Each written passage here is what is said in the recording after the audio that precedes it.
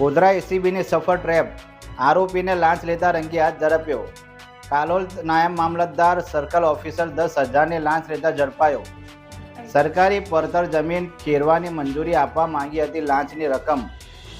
કાલોલ તાલુકાના અરજદારે સરકારી પડતર જમીન ખેતી કરવા માટે અરજી કરી હતી, જેમાં સર્કલ ઓફિસરે સંમતિ આપવા માટે 1 લાખ રૂપિયાની માંગણી કરી હતી. રકમ એક સાથે ના થાય તો હપ્તે આપવા જણાવ્યું હતું. જે લાંચના નાના ફરિયાદી આપવા ન માગતા હોય એસીબીનો સંપર્ક કર્યો હતો. ફરિયાદીના આધારે ગોઠવેલા લાંચના છટકા દરમિયાન ફરિયાદી સાથે હેતુલક્ષી વાતચીત કરી 10,000 રૂપિયાની લાંચની રકમ સ્વીકારતા નાયબ મામલતદાર રાકેશ સુથારિયા એસીબીના છટકામાં રંગે હાથ ઝડપાયો હતો.